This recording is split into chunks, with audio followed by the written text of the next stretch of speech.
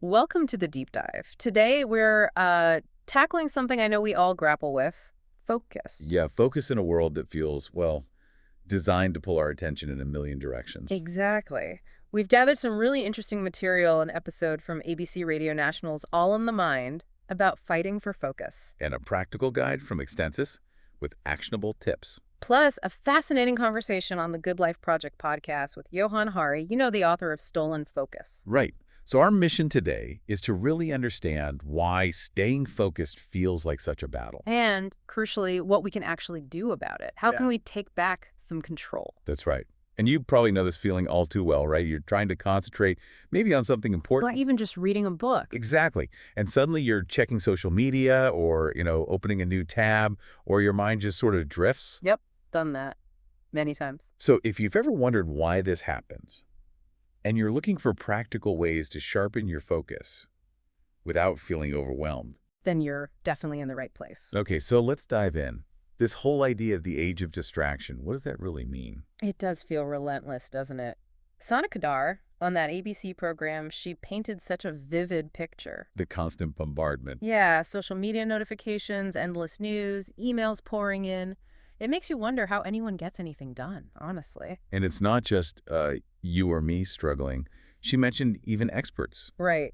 Sana herself trying to write her intro, and Dr. Emma Fitzgerald, a neuropsychologist, finding it harder to just, lose herself in a book. That's really telling. It's almost a relief to hear that even people who study the brain face these same challenges. Totally. And Sana mentioned something critical, this feeling of a cycle. The vicious cycle idea. Yeah, we get distracted, which kind of shortens our attention spans. And then the world adapts. Yeah, exactly. Quicker edits and videos, faster podcast playback speeds, shorter articles. It just reinforces the problem. It does feel like a bit of a runaway train. It really does. And Gloria Mark, another researcher we looked at, she has an interesting angle. Oh, yeah. What's that? She suggests that, humans are kind of inherently lazy, maybe. We gravitate towards less effort. Okay. And the connection to distraction. Well, the constant rapid-fire stimulation we get from platforms like TikTok, it really taps into that. The reward system. That immediate hit. Right. It creates these really deeply ingrained habits that are just incredibly tough to break. Think about it. Your brain gets that little dopamine hit every time something new pops up. And the platforms are designed for that. They're absolutely designed for it. It's like a slot machine, but for your attention. So with this constant barrage, this slot machine, how has our actual ability to focus changed? Is it measurable? That is the core question, isn't it? Are we just feeling more distracted, or is something actually shifting? Gloria Mark's research seems key here over the last 20 years. Yes, her work provides some really compelling insights. Her early stuff involved literally shadowing people. They had stopwatches. Seriously. Yep, with stopwatches. Meticulously timing how long they spent on different tasks. Imagine doing that. Wow. That's dedication. Intense. It was, but it gave them a baseline. Yeah. Then later, software came along that could automatically track screen switching. Okay, so that allowed for much bigger studies, I guess. Exactly. More scale, more precision. And what she found, well, it's pretty stark. A decline. A significant decline in the average time we spend focused on one single task. Okay, what were the numbers? About 20 years ago, the average was around 2.5 minutes. 2.5 minutes, okay. More recent data, so this is from 2016 to 2020, shows that average has plummeted. To what? Just 47 seconds. Wait, 47 seconds? 47 seconds on average on a single screen. And the point where half are above, half below, even lower, 40 seconds. Less than a minute. That's actually shocking. It's hard to imagine getting into anything meaningful in that time. Precisely. And this constant switching, it has a cost. You mean beyond just not getting things done? Yeah.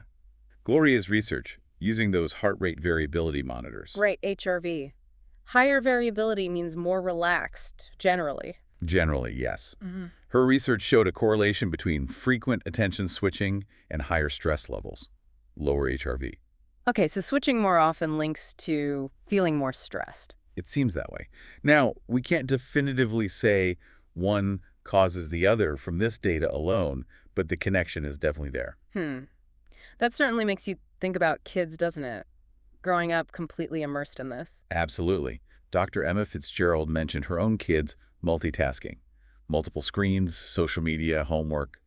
all at once. And her son, Seb, his perspective was interesting. Yeah, he said it feels normal, but But he also recognized it makes tasks take longer. right. It's like they're aware of the inefficiency, but it's just the way things are. That sums it up pretty well. Yeah. What about his school's no phone policy? Oh, that was interesting, too. Apparently, it was really unpopular at first. I bet. But eventually, the students, Seb included, kind of admitted it helped them focus better.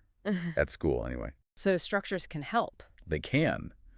But then he said his habits didn't really change much at home, which just highlights how hard it is to break those patterns when the tech is right there. True. The environment matters. And what about the idea of kids always media multitasking? Is it always bad? Gloria Mark adds some nuance there. She points out it's very common, yes, but not all multitasking is equally disruptive. How so? Well, like listening to music without lyrics while doing math homework, that might not be so bad. Different brain resources. Okay. Auditory versus cognitive. Right, but throw visual media into the mix, like watching videos while trying to read. The interference is likely much greater. Gotcha. So we're seeing these shifts in individual focus, especially younger generations, but Johann Hari takes a wider view, right? A societal thing. Exactly. He argues these individual struggles are symptoms of something bigger. Gloria Mark also touches on this broader impact. What's her concern? She worries about a developing culture of impatience. Impatience. How does that show up? Think about movies and TV shorter shot lengths now. Or how many people listen to podcasts or watch videos sped up. Guilty as charged on the podcast speed sometimes. Huh.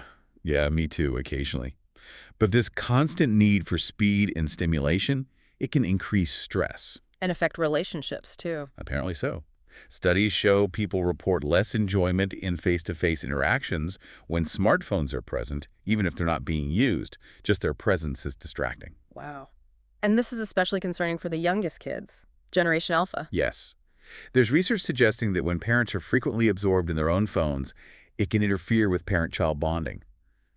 It can lead to parenting that's less sensitive, less responsive, and that has potential long-term impacts on child development. That's quite sobering. And we're seeing society adapt, too, you mentioned. Yeah, things like the SAT test being shortened, and the OECD reporting declines in reading, math, and science scores among teens. And they specifically cite digital distraction. They do. It's like the systems themselves are acknowledging and maybe even accommodating shorter attention spans.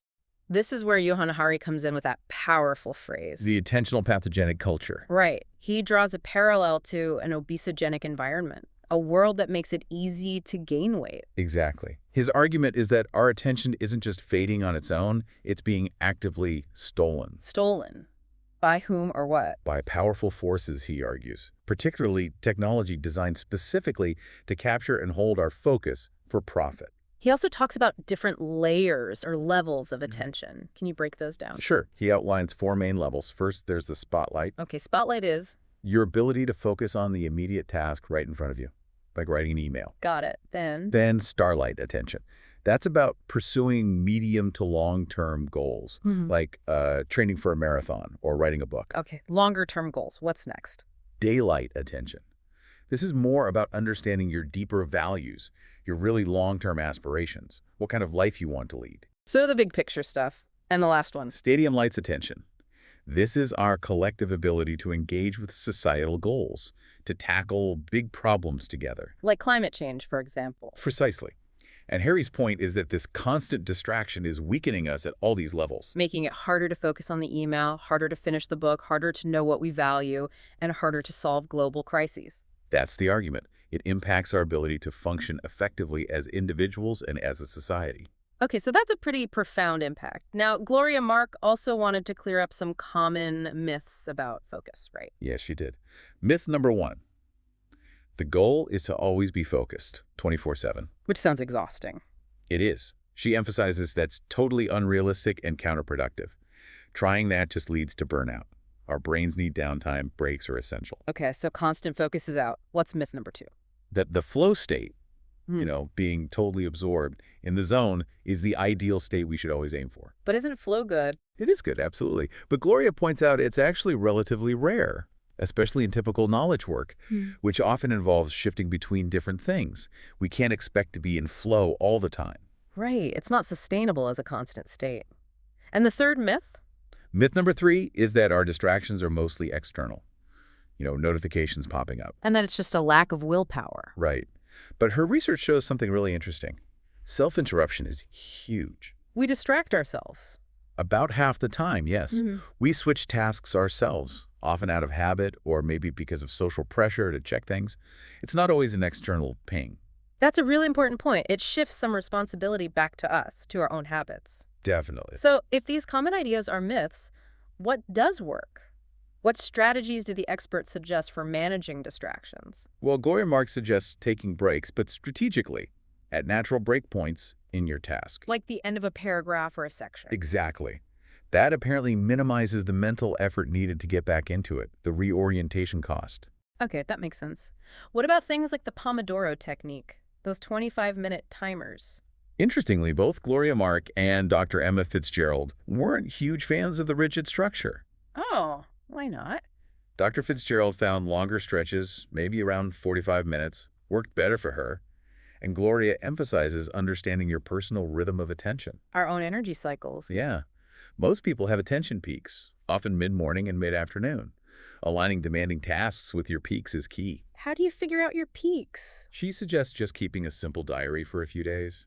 Track when you feel most focused, least focused. It can be really insightful. Working with your brain's natural patterns instead of fighting them. I like that. What about tech solutions, like internet blockers? Gloria Mark is a bit skeptical there, too. Really, they seem like an obvious fix. Her concern is they can be too restrictive for conscientious people. They might prevent you from taking short, necessary breaks, which could ironically lead to more frustration and burnout. Okay, that's a counterintuitive point. And Johann Hari adds another layer here about focusing only on individual strategies. Right, he argues that just relying on willpower is like, what was the analogy? Like wearing a gas mask in a polluted city. Exactly. It helps you a bit, but it doesn't fix the pollution. He stresses the need for systemic changes. So it's a mix of individual tactics and bigger picture shifts. With all that in mind, what are some practical, actionable things you can do day to day? Okay, the Extensis article had some really good concrete tips, drawing on various experts, including Tara Storozinski. First one echoes Gloria Mark. Know yourself. Develop meta-awareness. Yeah, basically being aware of what you're doing and thinking as it's happening.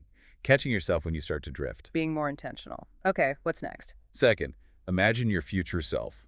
Gloria Mark suggests this too. Visualize how giving in to distraction now will make you feel later when you haven't done what you wanted. Making the future consequence feel more present. Clever. Third, take significant breaks. This connects to Gloria's point about breaks, but also brings in the Japanese concept of yohaku no bi. The beauty of empty space. Exactly. Intentionally designing downtime into your day for mental refreshment. Like the space around a figure in art that helps you appreciate the figure itself. I love that analogy. Breaks aren't wasted time. They provide clarity. Fourth, the article suggests meditating. A classic. Yep. Even short sessions act like exercise for the brain. Strengthens focus, reduces stress, builds that self-awareness we mentioned. It really does seem to pop up everywhere as beneficial. Fifth, return to nature. Spending time outside, even a short walk in a park, can reduce mental fatigue and boost focus. That feeling of being refreshed after being outdoors, it's real. Sixth, and this is a big one, don't let screens be the boss of you. Easier said than done. True. But it means consciously limiting screen time, turning off non-essential notifications, maybe temporarily deleting super distracting apps. Using airplane mode sometimes. Definitely. Taking back control over when and how you engage with your devices. Crucial. Okay, Seventh, add a pinch of healthy distraction. This is for those really boring, monotonous tasks. Like what kind of distraction? Maybe some instrumental music or just changing your environment slightly. Enough stimulation to keep you engaged, but not so much it disrupts you. Finding that sweet spot.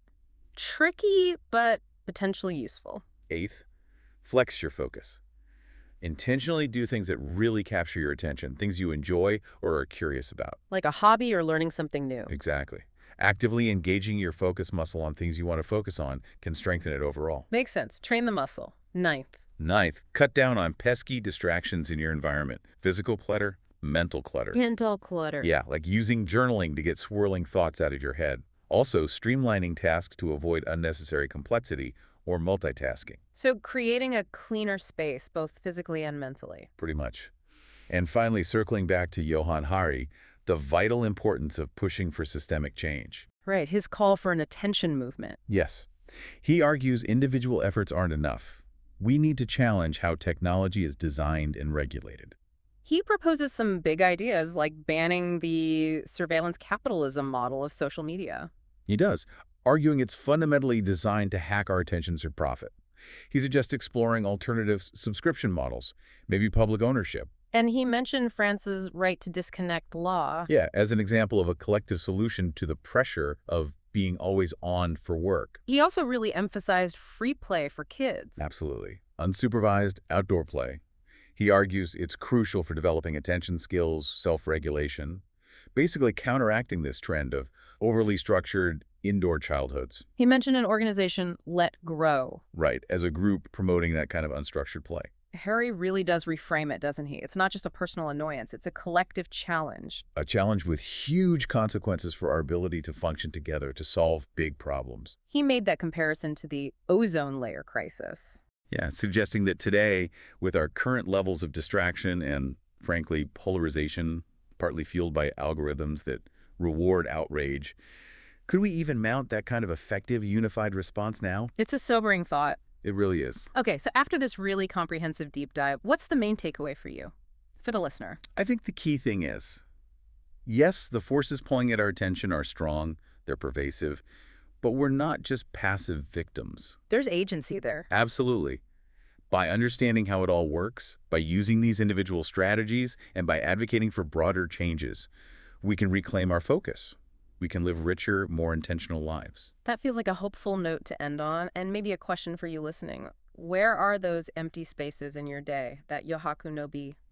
Where could you intentionally carve out just a few moments of quiet?